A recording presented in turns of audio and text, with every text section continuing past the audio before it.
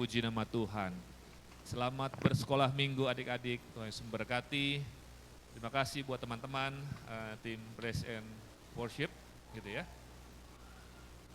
Shalom saudara. Boleh katakan shalom sambil lambaikan tangan biar saya lihat. Shalom. Puji nama Tuhan. Terima kasih, saya mengucapkan syukur untuk kesempatan boleh melayani di GBI Jati ini saudara. Ada pepatah bilang tak kenal maka tak sayang, karena hari ini saya pertama kali menginjakkan kaki di Pulau Sumba saudara. Semoga lain waktu kenal kita makin baku sayang gitu toh. Nama saya Setiawan Halim gitu ya. Setiawan itu ada artinya, Setiawan itu artinya setia kepada wanita. Saya sudah berkeluarga, istri saya baru ada 3 anaknya saudara. Anaknya baru ada 3, istrinya cukup 1 pun sudah terhabis-habis begitu ya. Lalu Halim, nama belakang keluarga saya Halim itu saya mengartikannya halus, lembut dan imut-imut saudara.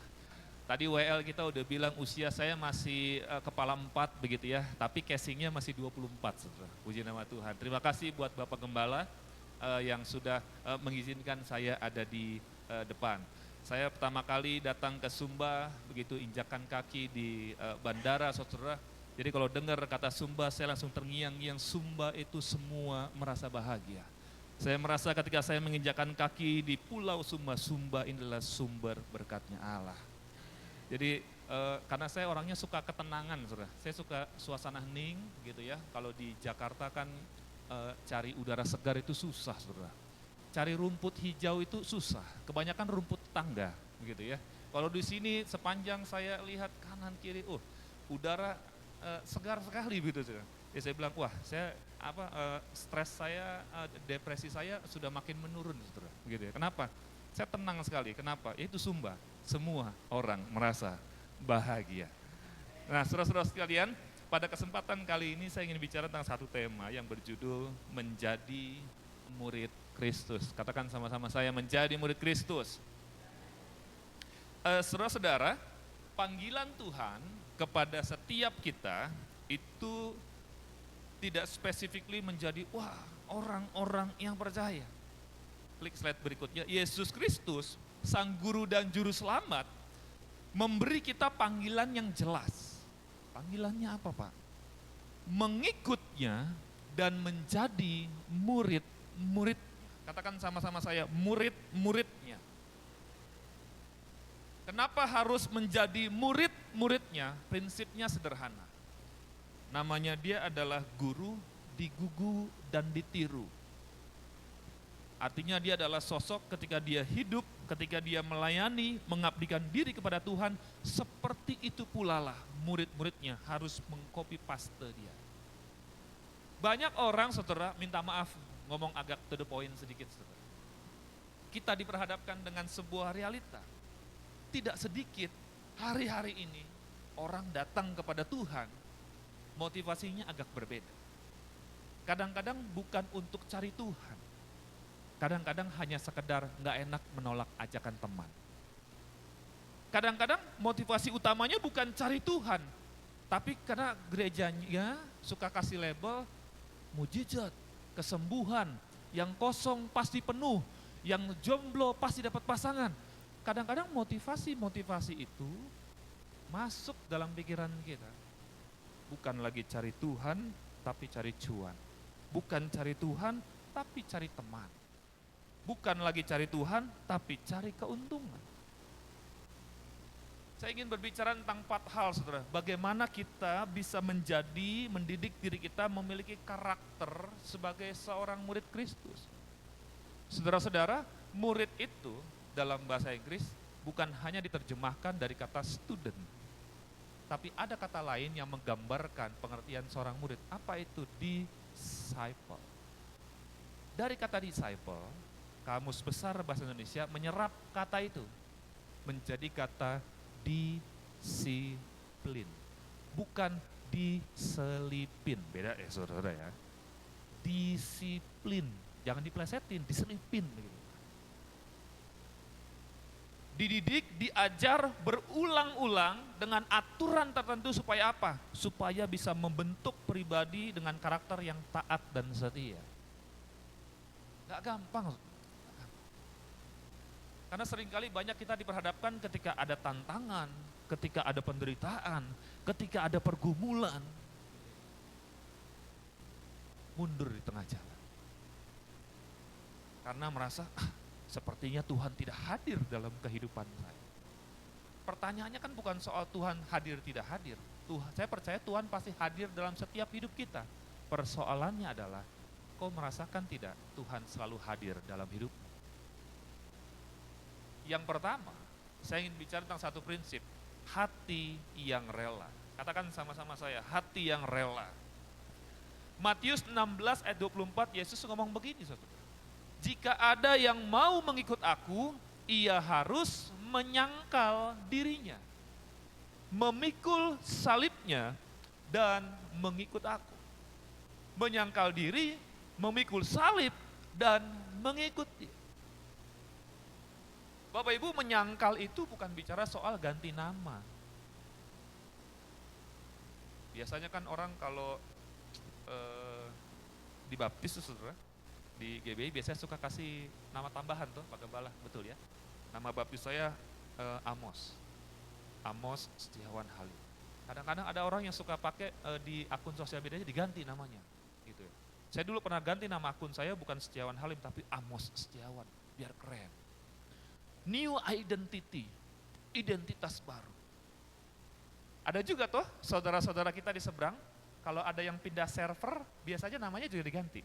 Betul ya Pak Gembala? Oh iya, namanya juga diganti. Kenapa Pak, kok tahu? Saya pernah ada di fase pindah server. Saya pernah ada di fase pindah server, karena papa mama non-Kristen. Pindah server, saya pernah ada di fase itu. Ganti nama. Sangkal diri bukan bicara soal ganti nama. Sangkal diri itu bicara soal begini, manusia hidup pada umumnya dia menjadi tuan atas hidupnya. Tetapi penyangkalan diri ketika percaya kepada Kristus, yang berkuasa atas hidupnya lagi bukan lagi dirinya, tetapi harus ada Tuhan di sini. Lalu di mana Pak diri kita? Tetap ada di sini. Diri kita nggak boleh hilang. Identitas saya sebagai seorang Setiawan Halim nggak boleh hilang. Nggak boleh tiba-tiba percaya Yesus, ganti KTP. Pak namanya kurang alkitabiah lah. Namanya harus Matius, Yohanes, Markus, Paulus. Kalau perlu namanya Yesus Pak. Di barat kan banyak orang namanya Yesus. Kalau di Indonesia kan biasanya Yosua, Yesus itu arti namanya sama, Allah ada keselamatan. Wah pakai nama baptis siapa Pak, biar keren, biar alkitabiah gitu. Penyangkalan bukan bicara hal demikian saudara.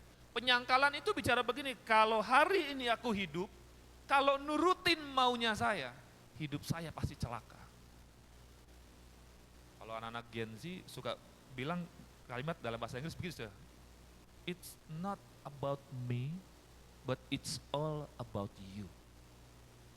Bukan lagi tentang saya, tapi ini tentang Tuhan. Karena kalau tentang saya, segala sesuatu harus sesuai apa yang saya mau. WL-nya harus begini ya, singernya harus begini ya, pemain musiknya harus begini ya. Karena semua tentang saya.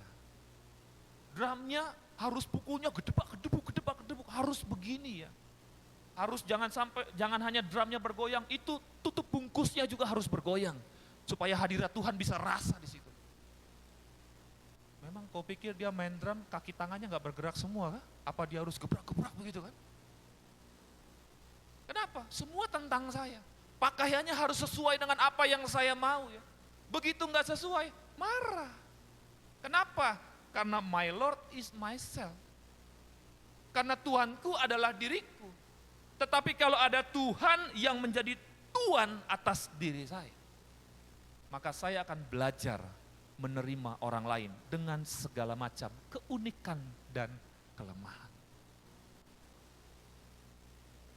Kalau kita menjadi seorang murid enggak punya kerelaan, saudara, mohon maaf sekali. Tidak sedikit orang yang ngucap begini, ibadah terus, doa terus, baca firman terus, tapi hidupnya juga miskin terus.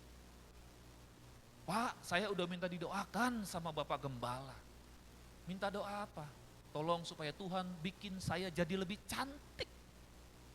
Saya bilang, kau jangan minta doa sama Bapak Gembala.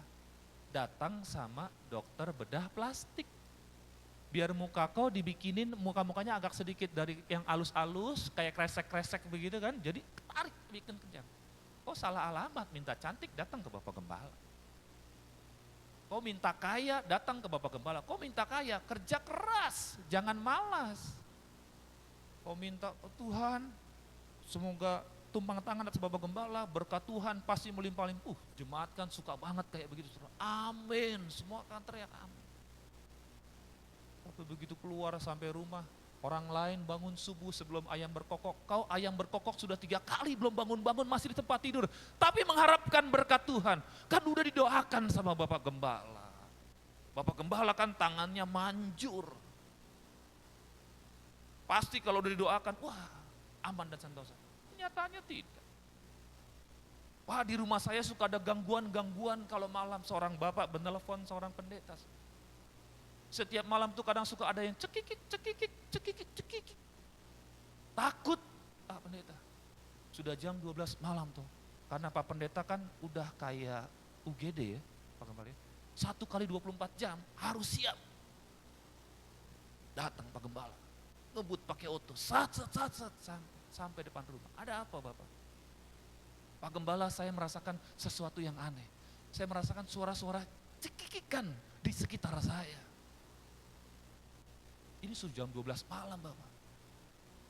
Bapak Gembala karena punya keterdudukan sebagai seorang hamba, dia ambil minyak urapan, dia doakan dalam nama Yesus. Dalam nama Yesus. Dalam nama Yesus. Dia tumpang tangan ke Bapak ini dalam nama Yesus. Lalu tiba-tiba suara cekikiknya masih ada.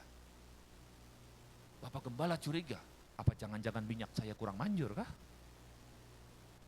Jangan-jangan saya kurang doa. Bapak Gembala mulai jiper, aduh, jangan-jangan doa saya nggak punya kuasa. Tapi kan pendeta tidak pernah kekurangan hikmat. Dia cari itu sumber suara cekikikan dari mana, saudara. Pak, yuk kita telusuri. Bukan jadi pemburu hantu, saudara. Ini pemburu cekikikan. Ada di mana itu sumber suara? Dia bilang, Bapak, sumber suaranya ada di dalam kamar Bapak. Oh iya betul Bapak Pendeta. Padahal pintu rumahnya sudah didoakan, sudah diurapi, kalau ada kuasa jahat dalam nama Yesus, hilang. Cekikik, cekikik, cekikik. Begini. Lalu dibuka pintu oleh Bapak Pendeta. Bapak Pendeta nyalain lampu, cetek. Cekikiknya hilang. Yang ada di situ adalah istrinya, saudara. Sedang pegang handphone, ngeliatin, bacain status orang. Cekikik, cekikik, cekikik, cekikik.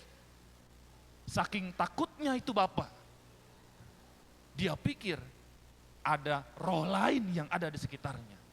Buru-buru dia cari hamba Tuhan, padahal yang berisik itu perempuan di belakang dia. Takut sedikit telepon pendeta. Takut sedikit langsung telepon polisi. Takut sedikit langsung cari Satpol PP. Sementara kalau kau baca firman dengan baik, firman Tuhan tuh kasih kita kuasa. Jangankan sekedar patuk ular, usir setan, saudara. Walaupun kadang-kadang setannya nggak menyeramkan gitu ya. Kadang-kadang tuh mohon maaf nih saudara, kadang-kadang mohon maaf nih. Ada juga kadang setan berwujud manusia. Yang kayak gimana Pak Pendeta? Yang sudah dibilangin berulang-ulang kali. Didoakan dari berdiri, duduk, tiarap sampai jungkir balik, masih nggak mau berubah. Ini orang apa setan nih? Kalau kita nggak punya kerelaan ikut Tuhan, diperhadapkan dengan hal-hal yang demikian, iman kita bisa goyang. Bukan goyang joget-joget begini, enggak, goyang iman. Tapi kerelaan itulah yang membentuk diri kita, membentuk karakter kita sebagai seorang murid. Orang kalau nggak suka dididik, saudara, aduh, kau mau ngomong, diomongin apapun gitu ya, kau akan tolak itu. dididik, dikasih tahu berulang-ulang. Kalau Anda baca di kitab Perjanjian Lama, saudara, memperkatakan Taurat itu nggak bisa cuma sekali dua kali. Betul ya? Nggak bisa cuma sekali dua kali. Perkatakan itu berulang-ulang. Kapan Pak Pendeta? Engkau berdiri, engkau duduk. Pada saat engkau makan, ketika engkau keluar, ketika masuk lagi ke dalam rumah. Perhatikan saudara. Alkitab itu sudah kasih tips sama kita. Bagaimana perkataan firman itu harus diperkatakan berulang-ulang. Ini udah firmannya diperkatakan berulang-ulang, responnya, dosanya juga berulang-ulang. Biar imbang Bapak Pendeta. Harus punya kerelaan. Kerelaan itu enggak mudah loh Bapak Saudara. Merelakan sesuatu itu enggak mudah. Merelakan diri dididik apalagi, enggak mudah. Berapa banyak orang yang mohon maaf Saudara, enggak suka dinasehati. Karena merasa diri hebat. Pendidikan paling tinggi. S1, S2, S3, S-teler bikin mabok. Pendidikan begini. Apalagi kalau punya jabatan, saudara. Bintang 1, bintang 2, bintang 5, bintang 7, berbagai macam bintang ada di sini. Kalau perlu dia tambah bintang kejora di atas kepalanya sini. Minta maaf kalau sudah uangnya sonde muat di dompet. Karena terlalu tebal tuh. Minta maaf, jalan masuk gereja saja, nggak mau nunduk, saudara. Dengak terus. Saya kalau lihat-lihat orang model-model kayak begini, kau jalan jangan dengak terus. Nanti kalau hujan habis hidungmu kena air. Mau apapun posisi kita, mau sepintar apapun kita, mau secantik, setampan, sekaya apapun kita, kalau orang nggak punya kerelaan, dia akan sulit dididik menjadi seorang murid. Kalau hari ini Bapak Ibu Saudara Anda memberikan diri datang ke tempat ini untuk beribadah, itu adalah keputusan Anda untuk dididik. Siap nggak siap, enak nggak enak, terima. Kadang-kadang jemaat suka begini saudara, tapi ini bukan jemaat di sini saudara. Ini jemaat di GBI Kutub Selatan, di bawah Pulau Sumba, bukan di sini. Kalau di sini kan namanya aja udah keren, GBI jati dirinya jelas. Udah dikasih tahu, istri-istri harus tunduk sama suami.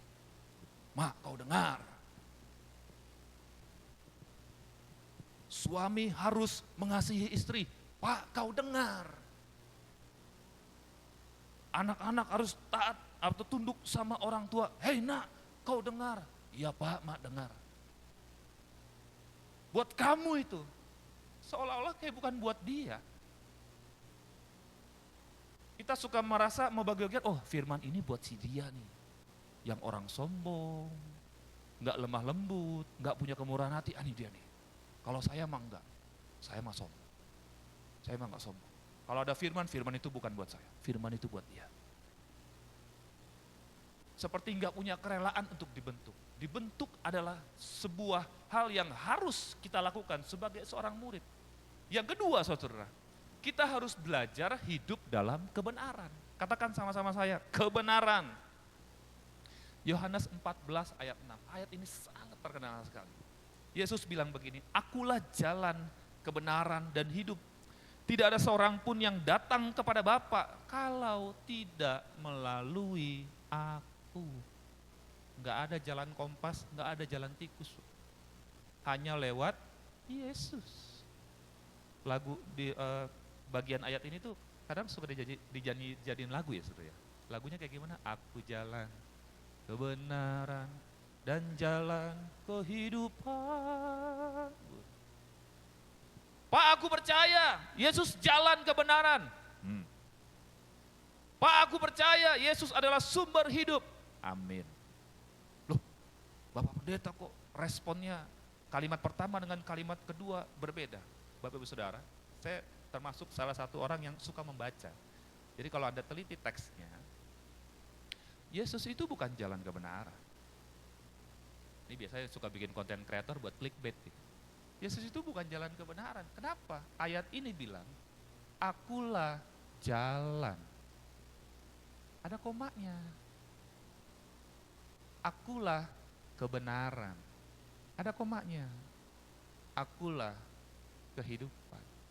Kalimat itu dijadikan satu, jadinya akulah jalan, kebenaran, dan hidup. Persoalan cuma gara-gara titik koma aja, makna bisa beda. Saya selalu bilang, Yesus itu bukan jalan kebenaran. Dia bukan jalan lurus, dia jalan. Dia kebenaran, dan dia adalah kehidupan. Bagaimana status sebagai seorang murid, mau mengenal kebenaran, mau hidup dalam kebenaran. Kebenaran ada di dalam Kristus. Dari mana Pak kita bisa mengenal Kristus? Apakah cukup, mohon maaf, hanya sekedar datang ke gereja? Kita datang beribadah 1 minggu sekali. Kalaupun ada kegiatan tengah minggu, biasanya paling komsel. Doa pagi, doa malam, doa subuh, doa semalam ceria. Ada ibadah kategorial kah? Kalau dihitung pakai jari, saudara, hitungan jam. Berapa jam Anda habiskan di gereja? Pak, kita akan dengar kebenaran dari Bapak Gembala, dari setiap pendeta yang berkhotbah di depan. Gak apa-apa, itu gak salah. Tapi saya cuma mau bilang, kebenaran itu kau harus gali sendiri. Gak cukup hanya sekedar mendengar. Gak cukup hanya sekedar manggut-manggut, pendeta ngomong apa kau bilang amin. Dari mana Pak kita tahu? Dari firman. Firman adalah kebenaran.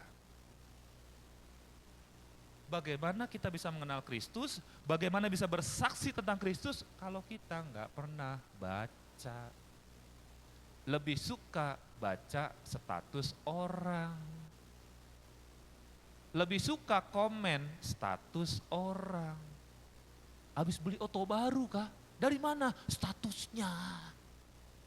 Habis beli rumah baru kah? Yang tadinya kontraktor, ngontrak sana ngontrak sini pakai motor, sekarang punya rumah permanen. Dari mana? Statusnya. Kalau nyeritain semangat, antusias begitu. Kau dengar nih, ada rumah baru, ada toko baru, ada suami baru, ada istri baru, ada anak baru, ada gembala baru. Kau lihat nih. Sementara begitu meresponi firman Tuhan, aduh, itu urusan Bapak Pendeta saja. Bapak Pendeta saja.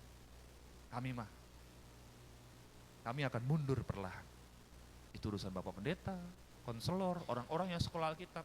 Pak, Bu, bicara soal menjadi murid, itu bukan bicara soal status kita apa. Saya memang pendeta, saya hamba Tuhan. Saya juga seorang ayah, saya juga seorang suami, saya juga seorang kakak mentor bagi beberapa orang. Saya juga seorang anak, gitu ya. Saya juga seorang kakak, saya seorang adik bagi keluarga saya. Kita jangan pernah berpikir itu urusan pendeta, itu bukan bagian saya.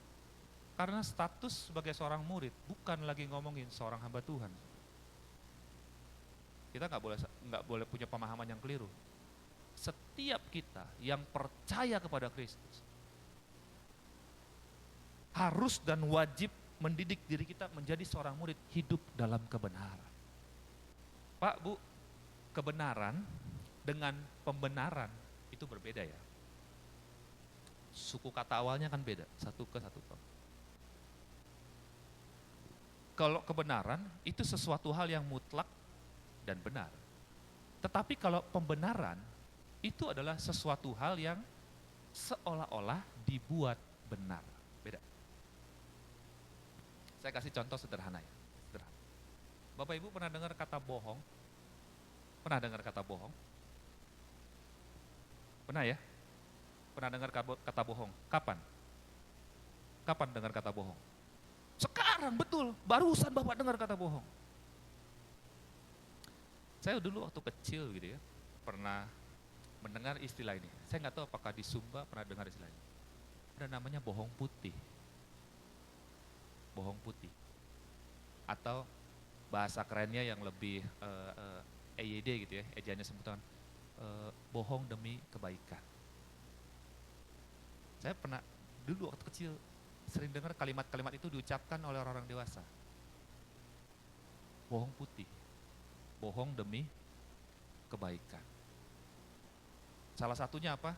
Kebohongan yang saya terima waktu saya kecil, almarhum mama saya itu meninggalkan saya pada waktu usia 6 tahun karena sakit. Jadi saya masuk sekolah dasar, mama saya juga masuk tapi ke rumah sakit. Masuknya barengan. Saya masih ingat seragamnya masih putih-putih, pakai dasi, pakai topi merah putih. Saya tanya, mama mau kemana? Mama mau ke rumah sakit. Mama saya, mohon maaf, badannya nggak besar, badannya slim gitu ya, langsing lah kayak saya begini. Tapi 1 bulan kemudian, gitu ya, saya tengah malam waktu itu, jam 2 pagi, saya tiba-tiba pintu rumah saya dijebol. Pintu rumah, ya kurang lebih sebesar ini lah. Pintu rumah tiba-tiba dijebol jam 2 pagi. Sama siapa? Sama maling kah? Bukan. Sama papa saya dan tetangga-tetangga. Kenapa? Karena peti mati mau masuk. Pintu nggak muat. Di pintu ini kan kalau peti masuk lewat nggak muat ya Pak Gembala ya. Jadi temboknya dijebol sedikit. Kebohongan apa yang saya terima? Waktu masuk ke rumah sakit, mama saya itu slim, langsing. Saya pernah di tengah minggu atau di pertengahan bulan gitu ya, saya datang menjenguk, perutnya membesar, seperti orang hamil 9 bulan. Hanya dalam kurun waktu beberapa minggu. Lalu apa yang diperkatakan orang-orang di sekitar saya kan punya adik 1. Mereka bilang begini, sebentar lagi kau mau punya adik. Karena perutnya besar, dalam waktu 1-2 minggu membesar. Almarhum mama saya meninggal karena tumor rahim, saudara. Jadi perutnya itu saya lupa berapa kilo gitu ya, hampir 10 kilo berat yang jadi waktu dilakukan tindakan operasinya gagal. Saya, mohon maaf saudara, bertahun-tahun percayanya saya mau punya adik kedua. Sampai akhirnya makin besar, paham tentang apa itu penyakit. Salah satunya penyakit tumor di bagian rahim. Memang dia bisa membesar. Dalam hati saya marah, kenapa saya harus dibohongin? Hanya untuk bilang sebentar lagi mau punya adik yang kedua. Waktu itu saya juga bingung, masa iya 1 bulan orang tiba-tiba dari slim bisa langsung begini? Nggak mungkin, dia minum air 1 galon aja belum tentu dia bisa. Lalu orang di rumah saya bilang, ya bohong demi kebaikan. Saya bertahun-tahun tuh selalu menganggap orang tua mama saya meninggal karena melahirkan adik saya. Bertahun-tahun. Taunya begitu. Saya begitu tahu bahwa itu adalah hal yang keliru. Kenapa ya saya harus dibohong? Seolah-olah benar. Pembenaran tuh kayak begitu. Contoh lagi. Misalkan dalam keluarga, ada mama, ada bapak. Bapak, mama, kalau boleh jujur nih, namanya berumah tangga kan, beda kepala toh, pasti suka atau sering berkonflik, betul toh? Kalau misalkan bapak dan mama berkonflik, mungkin tidak sampai baku pukul. Kalau baku pukul biasanya mamanya mantan petinju mungkin ya, baku pukul dia lawan. Tapi biasanya baku mulut kan. Yang satu bilang begini, satu bilang begitu, yang satu bilang kau keturunan setan A, yang satu bilang kau keturunan setan B. Semua setan, binatang disebutin ketika lagi baku mulut, saudara. Adegan selanjutnya, biasanya kalau sudah baku mulut bertengkar begitu, yang paling sering nangis siapa, saudara? Bapak. Bapakmu lembut sekali kau punya hati. Yang paling sering nangis siapa biasanya, saudara? Kalau sudah ribut, keras begitu ya. Siapa biasanya setelah bakalahi itu responnya menangis, saudara? Mau mama? Gak apa-apa mama, jujur aja. Biar si bapak dengar. Mau mama langsung gini, mama. Gak apa-apa bilang, mama gitu. Wah, dia takut. Ketika mama menangis, gitu ya. Biasanya kan kalau menangis nggak suka di pinggir jalan ya, saudara. Aku menangis. Nggak kan, biasa nggak gitu. Biasanya kan cari tempat untuk sembunyi. Betul toh? Betul toh? Cari tempat untuk sembunyi. Nangis, sesenggukan. Lalu Anda punya anak kecil hampiri Anda. Dia lihat mamanya menangis, anak kecil bertanya, "Mama, kenapa kau menangis?" "Mah, kalau kamu habis bertengkar lalu menangis, lalu anakmu tanya, 'Mama, kenapa kau bertengkar?' Biasanya mama jawab apa?" "Ayo jujur, Ma, jujur, Ma. Mumpung ada kalau yang datang suami istri biar dengar ini." Biasanya mama jawab apa? Kalau habis bertengkar terus kau menangis gitu ya. Terus anakmu tanya yang kecil. Nah, apa? Biasanya mama jawab apa? Hah? Biasanya mama jawab apa? Apa? Enggak apa-apa. Betul gak? Dia nggak mau terlihat lemah di depan anaknya. Enggak apa-apa. Atau kadang-kadang mama suka cari alasan lain. Oh, ini tadi habis ngiris bawang. Airnya muncrat. Anaknya kan bingung, ngiris bawang kok di kamar tidur. Oh, ini tadi mama habis cuci muka. Waktu lap mata, tapi air di kelopak mata masih ada. Karena mungkin nangisnya deras, saudara. Wah, kayak air pam gitu, nangis terus. Tisu so habis di mana-mana gitu. Saya kasih contoh sederhana begitu, ini adalah salah satu hal yang keliru soal pembenaran, saudara. Anak, karakteristiknya dibentuk tidak dimulai dari gereja. Dia dimulai dari rumah. Mungkin kelihatannya mama berkata, enggak apa-apa. Pertanyaan saya, bohong atau jujur? Kau bilang enggak apa-apa itu bohong atau jujur? Kalau kau terus lakukan itu 1, 2 kali, 2 kali, 3 kali, berkali-kali, percayalah. Lama-lama mama akan terbiasa berbohong dengan mengatakan diri, enggak apa-apa. Anak itu belajar jujur dan bohong dimulai dari rumah, Bapak Ibu. Dia mulai dari rumah, bukan dari gereja. Kalau di gereja nih mohon maaf, mohon maaf. Kadang-kadang realitanya begini, ada orang tua yang suka jadikan gereja, mohon maaf ya saudara, kayak TPA, tempat penitipan anak. Kasih Pak Pendeta saja, biar hidupnya lurus, biar jalannya benar, kasih Pak Pendeta saja. Kalau Pak Pendeta yang ajar, guru sekolah minggu yang ajar, pasti benar. Saya udah bilang, berapa lama sih ibadah sekolah minggu? Berapa lama Kak Manci? Paling 1 jam. Terus ratusan jam lain setelah dia pulang dari sini, sama siapa? Balik lagi dia ke rumah. Lalu apa kaitannya dengan seorang murid? Murid itu bicara soal pendidikan, saudara. Pendidikan itu panjang. Membentuk karakter itu enggak singkat. Waktunya panjang. Dia hanya akan bisa stop pada waktu Tuhan panggil kita pulang, baru stop. Tapi selama masih ada nafas, enggak peduli umur kita berapa, kita ini harus dididik seperti seorang murid. Jangan membiasakan diri membenarkan sesuatu yang keliru. Saya sama istri saya, saudara, saya bilang begini sama istri saya, "Mam, kalau ada apa-apa kita bicara saja. Nggak usah kau bilang, nggak ada apa-apa. Belum makan seharian kau bilang nggak lapar," begitu kan. Belum kasih uang belanja kau bilang nggak apa-apa, saya masih punya uang yang mana, yang tahun lalu. Ih, kaya sekali kok, uang tahun lalu masih kau pegang sampai hari ini. Saya bilang, kita biasakan diri kalau terjadi sesuatu kita bicarakan. Dan kita biasakan, anak kami 3, saudara, 3-3 aja laki-laki. Dan 3-3-nya kalau bicara tuh agak hiperaktif.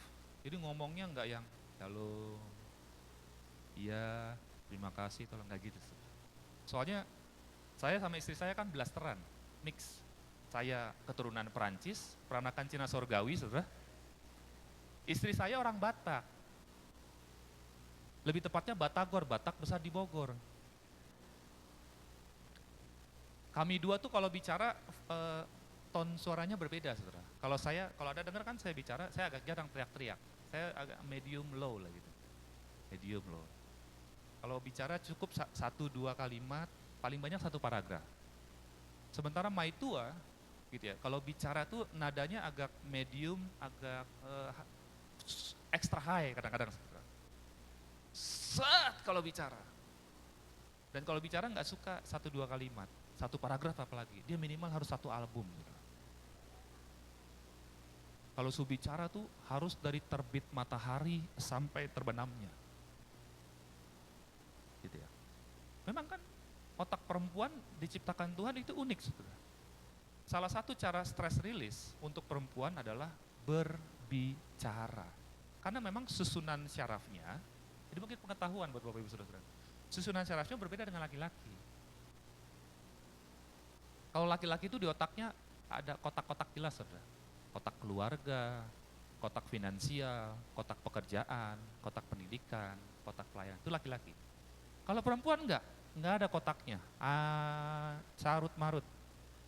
Tapi kau jangan heran, mama-mama itu multi talenta.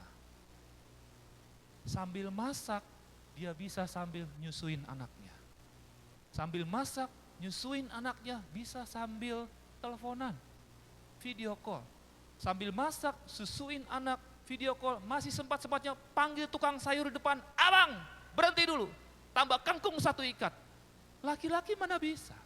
Loh, bener, laki-laki mana bisa? Saya kalau udah ngerjain sesuatu di depan laptop, saudara, nggak suka diganggu. Karena kalau diganggu sedikit konsentrasi hilang. Kalau lagi berkendara, mama-mama yang punya pengalaman suaminya berkendara, kau jangan coba-coba ngomong terlalu banyak kalau lakimu lagi berkendara.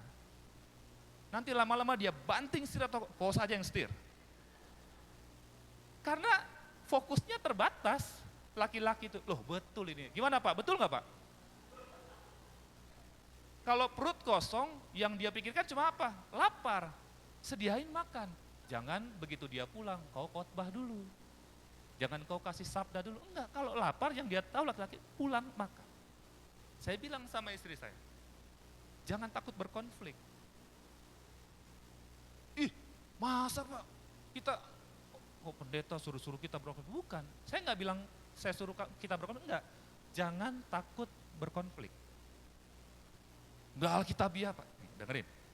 Kitab Amsal bilang begini, besi menajamkan besi. Siapa yang tajamkan manusia? Sesamanya. Ingat, proses penajaman bukan pelan. Kalau kau pernah asah pisau, kau asah pisau begini, sampai kepalamu botak, berkutil, jidat, berjengger, nggak akan tajam-tajam.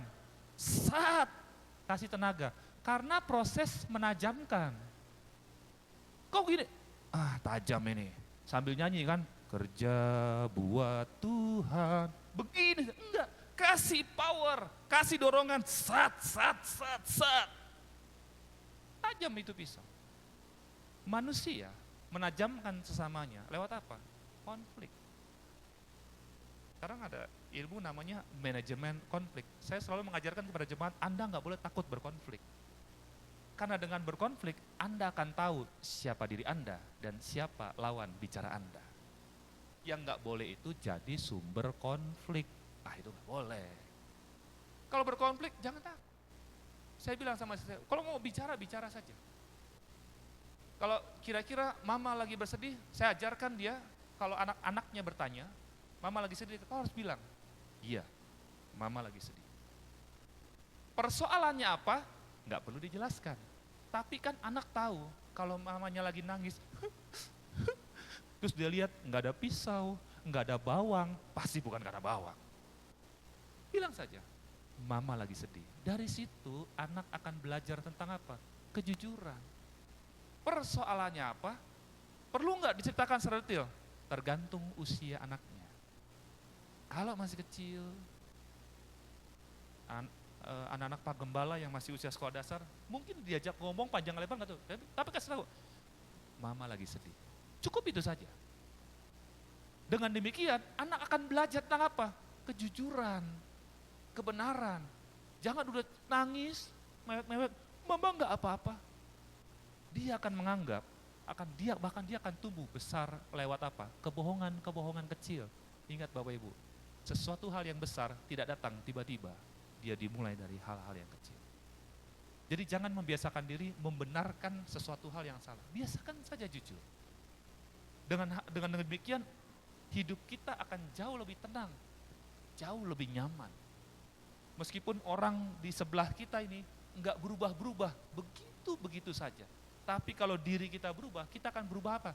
cara pandang kita terhadap pasangan, cara pandang kita terhadap anak. Yang ketiga, sebagai seorang murid, kita harus memiliki kasih dan pelayanan. Dalam Yohanes pasal 13 ayat 34 sampai 35, Yesus bilang begini, "Aku memberikan perintah yang baru ini kepadamu. Kasihilah satu sama lain. Dengan demikian, semua orang akan tahu bahwa kamu adalah,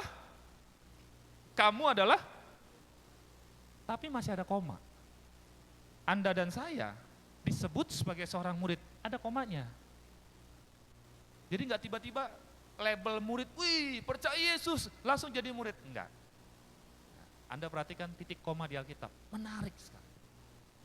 Kalau, ada kata kalau, ada term and condition, ada syaratnya disebut sebagai seorang murid. Kalau kamu saling mengasihi. Kalau kamu tidak saling mengasihi, malah saling membenci, saling menyakiti, saling mengkhianati, saling menzolimi, itu namanya bukan murid Tuhan. Pak Pendeta, kalau bukan murid Tuhan, murid siapa? Lawannya, murid setan. Kan cuma dua itu aja. Loh, mau murid siapa lagi? Murid SD, SMP sebelah? Kan bukan. Kalau nggak murid Tuhan, ya pasti murid setan. Kalau bukan anak Tuhan, ya anak setan. Kelakuan cuma hitam sama putih aja, saudara. Nggak ada abu-abu. Alkitab aja bilang begini, kalau iya katakan iya. Kalau enggak, katakan tidak. Selebihnya, dari si jahat. Nah, kitab ini menarik sekali kalau kita telusuri, saudara. Titik koma saja, kalau kita los baca itu, pemaknaannya bisa berbeda. Lalu apa maksudnya kasih dan pelayanan? Bapak Ibu Saudara, orang yang tidak mengenal Kristus, mereka nggak tiba-tiba lihat kita, terus ada Yesus di sini, saudara. Mereka itu lihat Yesus dalam kehidupan kita lewat apa? Keteladanan hidup kita. Cara kita bertutur kata, cara kita bertingkah laku, cara kita setia, cara kita menjaga kehidupan kita. Itu orang lihatnya dari situ. Rasul Paulus bilang begini, saudara, kita itu kayak suratan yang terbuka. Kayak selembar kertas kosong lah, kalau bahasa saya itu. Coretan yang mau ditaruh di suratan terbuka ini tergantung siapa? Bukan tergantung Tuhan, sorry, tergantung saya. Tergantung Anda dan saya. Kau mau coret ini asal-asal, atau kau mau coret ini dengan coretan yang bagus? Lalu apa bedanya, Pak, coretan yang asal dengan coretan yang bagus? Respon orang terhadap dirimu. Karena ini bicara soal kasih dan pelayanan, ini kita bicara soal kita dengan orang lain. Kalau kita menaruhkan guratan-guratan atau coretan-coretan yang nggak bagus, kan orang komen, jelek kali kau punya coretan. Tapi kalau kita mengguratkan atau mencoretkan hal-hal yang baik, orang akan memuji. Bagus sekali. Apa sih maksudnya guratan? Itu bicara soal hal-hal yang kita perkatakan dan kita lakukan. Sesederhana itu. Pak, tapi kan kita punya karakter beda-beda. Dari sekian ratus orang yang hadir di sini, kepalanya beda-beda. Yang bilang kepala kau sama siapa? Kan nggak ada yang bilang. Kita punya mau kan beda-beda, iya. Tapi kalau kita mempercayai Tuhan yang sama, kita akan belajar mengasihi dan melayani sesuai dengan kapasitas yang kita punya. Saya membiasakan diri mendidik jemaat itu begini, saudara. Saya nggak mau jemaat cuma datang, duduk, diam, dengar firman, kasih kolektor, pulang. Enggak. Saya membiasakan diri di gereja nggak gitu, nggak boleh begitu. Kau harus datang ke tempat ini, temui pendetamu, temui gembalamu, bilang begini, Bapak Pendeta, Mama Pendeta, apa yang bisa saya lakukan? Saya ingin berkontribusi dengan kapasitas yang saya punya. Pak, saya bukan, maaf kata, Pak, saya bukan orang kaya. Saya nggak bisa menabur seperti si A, si B, si C. Loh, yang suruh kau menabur uang sedikit banyak siapa? Saya sedang bicara soal setiap kita, jemaat Tuhan yang datang harus bisa berkontribusi melayani. Enggak semua kita pandai bicara, saudara. Saya paham. Enggak semua kita suaranya bagus. Enggak semua kita bisa main musik. Enggak semuanya kita punya keterampilan tertentu. Tapi tidak mungkin Tuhan menciptakan kita tanpa kemampuan apapun. Itu enggak mungkin. Apa yang bisa kita lakukan, apa yang bisa kita kerjakan, kita persembahkan itu lewat pekerjaan Tuhan. Untuk kemuliaan Tuhan. Pak Pendeta, saya waktu remaja, saudara, saya diajar sama pembina saya. Pembina saya itu orang NTT semua. Dari timur. Jadi saya familiar itu dengan marga-marga orang NTT. Mereka bilang orang NTT dari timur. Angkase, Selan, Tanelap, begitu ya. Tuke, ini pembina saya remaja.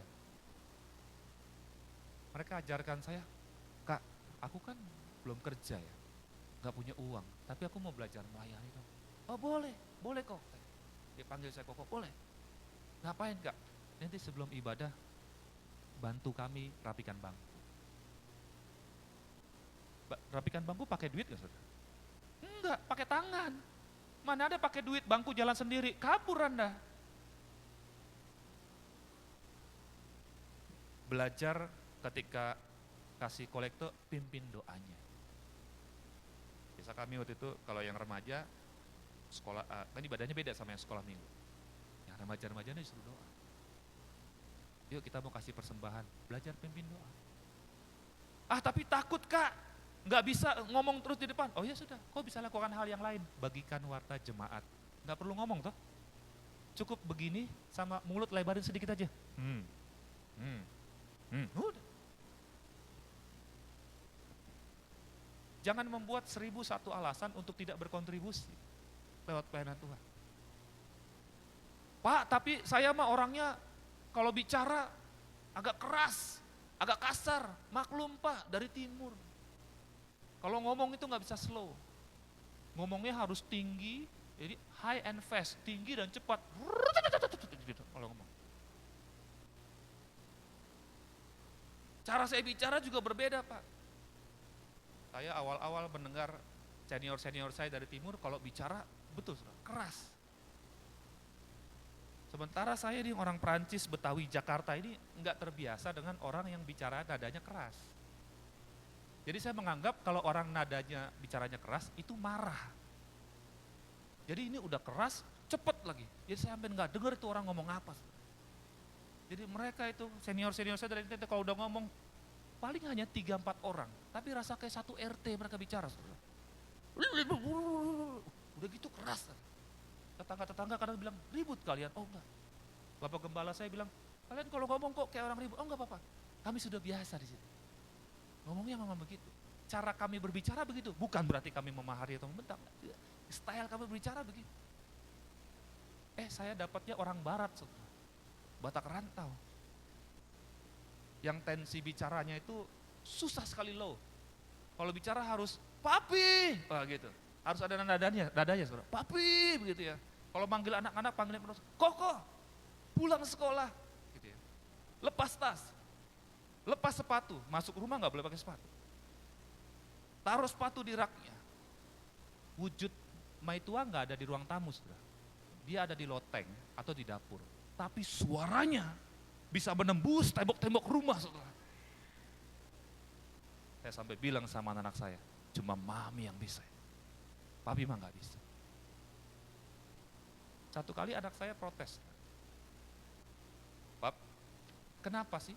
Ini bicara soal cara kita mengasihi dan melayani, kan unik-unik ya saudara. Kenapa sih kita itu nggak kayak anak yang lain? Nggak kayak teman-temanku yang lain. Maksudnya gimana? Teman-temanku pulang, sepatunya masuk rumah, orang tuanya nggak ngomel. Kalau pulang nyampe rumah tuh, tasnya taruh aja gitu, lempar di kursi. Taruh. Ada pembantunya. Ada mamanya langsung. Oh ini sayang tuanku pangeran raja, langsung. Selamat datang tuan di rumah. Nah saya pernah protes. Kenapa kalau aku harus habis makan, harus cuci piring? Karena kami didik anak-anak kami, sekalipun laki-laki sudah, selesai makan, harus cuci piring. Sendiri. Kalau makan juga harus habis, tidak boleh sisakan satu butir nasi pun. Kami biasakan begitu. Itu salah satu bentuk kami mendidik kamu harus menghargai apa yang sudah Tuhan kasih buat kamu. Kami beli itu pakai uang. Kami beli itu bukan dikasih orang. Jadi kalau kau makan, kau takar kemampuanmu untuk memakan. Jadi jangan makan, oh mau ini, mau ini, mau ini, mau ini, mau ini. Nasinya udah sepiring, lauknya 2 piring. Ujung-ujungnya nggak habis, buang-buang makanan, nggak boleh. Istri saya paling anti kayak begitu-begitu. Dia protes, ini nggak boleh, itu nggak boleh. Lalu anak saya paling besar begini, saudara. Kalimatnya cukup menyakitkan buat saya selaku pasangan dari istri saya. Kok papi bisa tahan?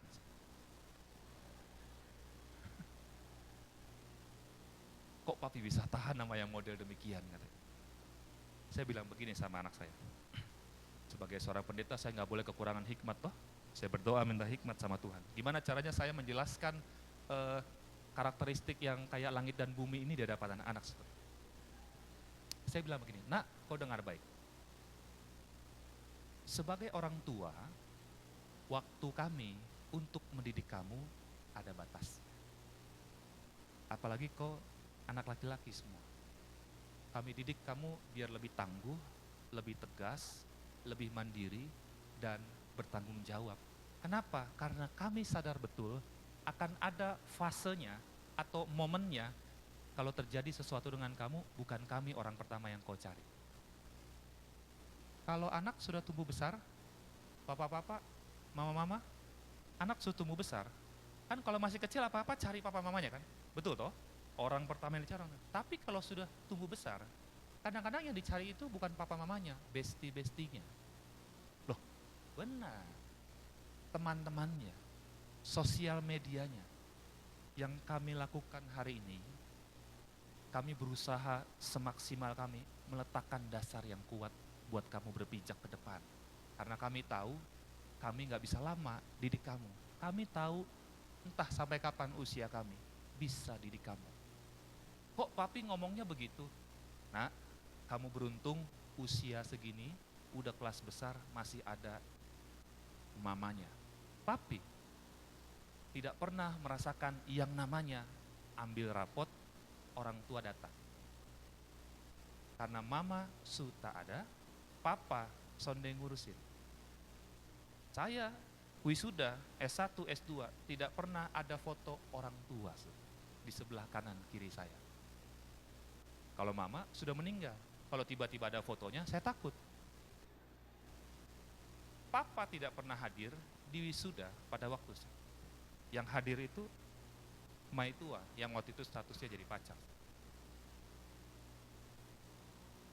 Jadi nak, saya bilang begini, demi keselamatan kita bersama.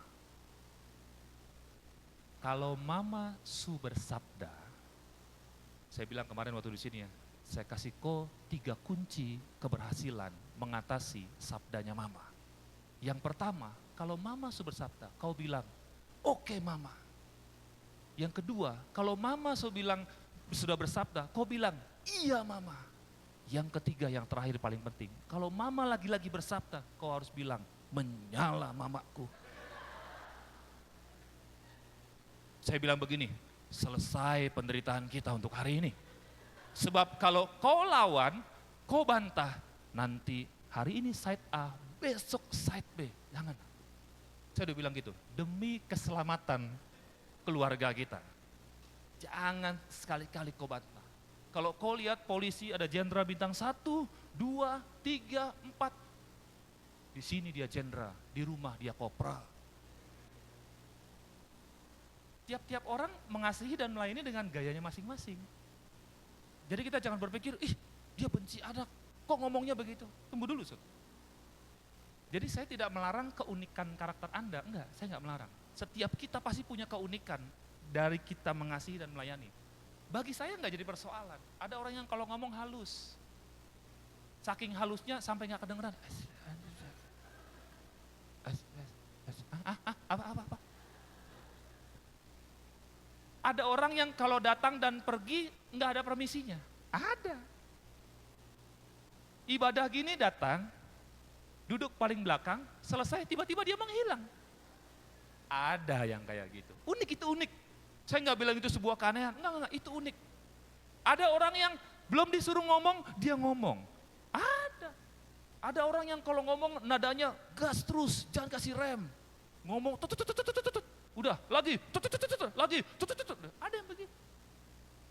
Bagi saya itu adalah sebuah perbedaan yang enggak harus menjadi permusuhan. Enggak, itu adalah sebuah keunikan. Dan tubuh Kristus itu unik-unik, saudara. Saya nggak bilang aneh ya, unik-unik. Saya unik, istri saya unik, anak-anak kami juga unik-unik. Pastikan Bapak Ibu Saudara, apalagi Bapak Gembala sama Mama Gembala, ngadepin jemaat kayak begini, kadang-kadang hati ini nggak cukup segini, saudara. Gitu ya. Kadang-kadang sudah sakit dengan pergumulan sendiri, pergumulan keluarga, saya bisa memahami. Lalu tiba-tiba datang lagi jemaat, Pak Pendeta tolong kami Pak Pendeta, kami lagi ada masalah. Oh darah Yesus, tolong kasih Tensoplas atau Hansaplas dulu di hatiku ini. Datang lagi jemaatku lagi. Saya bisa memahami penderitaan Bapak dan Mama Gembala. Jadi kalau setiap kita punya kasih dan mau melayani, apapun keunikan kita, itu bukanlah sebuah perbedaan untuk menjatuhkan, tapi itu perbedaan untuk saling mempersatukan, membentuk kekuatan. Yang terakhir, saudara, menyebarkan Injil. Katakan sama-sama saya, menyebarkan Injil. Matius 28 ayat 19 sampai 20, Yesus memerintahkan siapa, saudara? Yesus memerintahkan, Anda harus tahu, perintah ini hanya untuk murid-muridnya. Yesus bukan sedang berbicara sama orang yang tidak percaya dia. No. Itulah uniknya kalau kita belajar Alkitab, saudara. 2-3 ayat, tapi kok menarik kalau kita baca pelan-pelan. Yesus ngomong sama murid-muridnya. Orang yang sudah punya kerelaan, mau hidup dalam kebenaran, mau belajar mempraktekkan kasih dan melayani. Endingnya dia bilang, pergilah, jadikanlah semua bangsa muridku dan baptislah mereka dalam nama Bapa, Anak, dan Roh Kudus. Dan ajarlah mereka melakukan segala sesuatu yang telah kuperintahkan kepada orang, kepada tetangga. Yesus lagi ngomong sama murid-murid. Dia paham betul kalau seorang murid, dia akan menyelami kebenaran yang dia ajarkan. Pak, menyebarkan Injil kan urusan Bapak Gembala, urusan Bapak Pendeta, sonde urusan kami Bapak. Saya udah bilang berkali-kali, Yesus lagi memerintahkan siapa? Murid-murid, bukan para pendeta. Kalau kalimatnya Yesus memerintahkan para pendeta, jelas. Dia sedang memerintahkan murid-muridnya. Dan dia ngomong sama murid-muridnya siapa? Mereka yang percaya kepada Kristus, merelakan hatinya untuk hidup dalam kebenaran. Yang kalau datang beribadah, firman-Nya enggak cuma lewat begitu aja, tapi dia masuk sini tangkap. Jangan sampai keluar, masuk kiri, keluar kanan. Apalagi kalau sudah datang dengan firman Tuhan, kau tengking itu firman Tuhan macam kayak kau tengking setan. Dalam nama yang lain, ini bukan buat saya ini, buat dia ini, kau dengar baik itu. Tengking. Saya pernah melihat jemaat kayak begitu. Dengerin. Buat kau itu. Loh, kenapa kau bilang jemaat itu? Iya itu cocok Pak Pendeta buat dia itu. Loh, kau pikir firman Tuhan ini enggak cocok buat kamu? Oh enggak, buat pendeta. Itu yang buat baju merah Pak Pendeta, baju merah tuh. Jangan kasih lolos, jangan kasih kendor katanya. Kenapa kau tunjuk-tunjuk orang? Teladanilah firman, supaya ketika kau berbicara, apa yang kau bicarakan itu bisa dipertanggungjawabkan. Anda bisa bayangkan, saudara. Kalau misalkan saya aja, saya nggak kasih contoh Anda deh, saya jadi contoh yang nggak baik. Pak Gembala, tahu saya nggak benar. Namanya doang Setiawan, tapi suka selingkuh. Gitu. Lalu tiba-tiba Pak Gembala hubungi saya, Pak Setiawan, tolong berkhotbah di GBI Jati. Topiknya apa Pak Pendeta? Kesetiaan di dalam Tuhan. Saya ngomong di depan. Mohon maaf saudara, untuk orang yang sudah terbiasa bicara di depan, saya bisa tipu-tipu Anda loh. Untuk seorang yang biasa berbicara di depan orang banyak, saya bisa tipu-tipu Anda. Tapi saya yang asli Tuhan tahu. Satu saat dihajar, ditunggang balikan. Jadi apa yang diperkatakan, apa yang dipertontonkan harus bisa dihidupi, saudara. Saya kasih Anda tips sederhana, saudara. Saya akan ambil contoh 2 sebagai penutup. Kita semua nggak pandai bicara Pak, tapi kita semua kan punya mulut ya saudara. Betul nggak? Mulutnya ada di mana saudara? Di sini ya. Mulut kita itu bukan di sini. Karena kalau mulut kita di sini, begitu hujan habis kau dengan air hujan sini. Mulutmu juga bukan di kaki. Karena kalau mulutmu di kaki, dia mangap-mangap, kotor kayak gitu. Mulutmu ada di sini. Yakobus bilang begini, lambatlah berbicara, tetapi harus cepat mendengar. Mulut satu, telinga ada berapa? Telinga ada dua. Lalu apa hubungannya Pak mulut dengan menyebarkan Injil? Anda bisa mulai memperkatakan hal-hal yang sederhana lewat mulut Anda. Apapun yang keluar dari mulut, itu Anda dan saya yang putuskan. Bukan Tuhan. Bukan orang lain yang putuskan. Kita yang putuskan apa yang mau kita perkatakan. Lalu kita harus ngapain Pak? Kita kan nggak biasa bicara, kita nggak fasih bibir. Saya kasih Anda tips sederhana terkait soal mulut. Biasakan mengucapkan terima kasih terhadap segala sesuatu. Saya mendidik anak-anak saya tiga-tiganya tuh, kalau habis dikasih sesuatu kah, atau memberi sesuatu, jangan lupa ucapkan terima kasih, Tuhan Yesus memberkati. Anak saya kadang kalau saya lagi pergi gini, berangkat sekolah naik Grab gitu ya, entah itu Grab agamanya apa, dia selalu bilang, terima kasih Pak, Tuhan Yesus memberkati. Ada juga sekali-sekalinya untuk, saya bukan orang Kristen. Istri saya bilang, enggak apa-apa Pak, kan kami udah ucapkan terima kasih. Biasakan ketika meminta sesuatu, katakan tolong. Bukan tolong karena kecebur sungai, bukan tolong gitu. Tolong saya haus, ambilkan air. Tolong saya nggak bisa ini, tolong ajarkan saya. Biasakan nih mulut kita nih, kita gunakan hal sederhana itu apa? Kalau kita melakukan kesalahan, biasakan bilang minta maaf, bukan minta jajan. Minta maaf. Itu kalau kita lakukan hal kayak gitu, sederhana saja. Anda bisa lakukan tuh di rumah kok. Terima kasih. Maaf ya Pak, maaf ya Ma, maaf ya Nak. Tolong dong ambilkan itu, tolong dong bantu Mama, tolong bantu Papa. Pak Gembala, Mama Gembala juga bisa praktekkan itu. Terima kasih ya buat rekan-rekan yang sudah melayani. Saya tahu kau sudah buang waktu, buang tenaga, harus buang mungkin agenda acara, mungkin hari ini jam segini kau ada acara tempat lain. Kalau hal itu kita biasakan itu, hal-hal sederhana kayak begitu, waduh, pendidikan karakter di rumah itu akan makin kuat terus.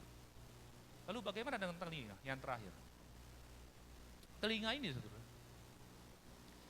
dalam berbagai cerita orang datang kepada saya untuk konseling gitu ya, untuk cerita. Kan pasti ada di antara Bapak Ibu kalau ada apa-apa datang ke Pak Gembala atau Mama Gembala cerita. Karena saya kebetulan bukan orang yang banyak bicara saudara. Kalau ketemu saya nggak banyak bicara, saya lebih pasti. Jadi saya biasakan ini, ya Bapak ada apa, Mama ada apa, cerita saja. Dia cerita tuh, panjang, lebar. Kuping saya ini udah terlatih saudara. Ini udah nggak merah lagi warnanya sebenarnya, agak hitam sebenarnya. Karena dengerin orang ngomong iya apa. Lalu apa hubungannya Pak? Belajar mendengar dengan menyebarkan Injil. Sudah selesai Pak? Sudah selesai Mah? Nah, ayo kita berdoa. Sebab saya nggak bisa tiba-tiba, kau sudah berbuat jahat, bertobat dan jangan berbuat dosa lagi. Itu orang, terima kasih Pak Pendeta. Kadang orang datang untuk curhat, saudara. Kadang orang datang untuk konseling. Kadang-kadang sebenarnya bukan buat cari solusi. Dia hanya butuh teman bicara. Bukan teman debat ya, teman bicara. Bisa Pak, kita pakai kuping kita untuk memberkati orang lain. Ini kuping nih saudara, nggak pakai ngomong. Kuping, bisa. Bantu orang mendengarkan keluh kesahnya. Begitu sudah selesai, begitu tensinya turun, baru kita bilang, Tuhan Yesus baik. Tidak ada perkara yang tidak mungkin Tuhan bisa selesaikan. Yuk kita berdoa. Orang kalau sudah tenang begitu saudara, kita baru ngomong kayak gitu, itu masuknya smooth, lancar. Jangan komen tabrak sana, tabrak sini. Matius berkata, siapa itu Matius? Orang kan nggak tiba-tiba paham apa isi Alkitab ya Pak Gembala. Jadi belajar merakatakan, mendengarkan hal-hal yang sederhana saudara. Lewat itu Injil bisa tersebar? Bisa. Bagian terakhir, kita baca bersama-sama. Nanti tim pemuji boleh bantu saya ke depan. Saya undang Bapak Ibu untuk bangkit berdiri. Kita baca closing statement ini bersama-sama, saudara.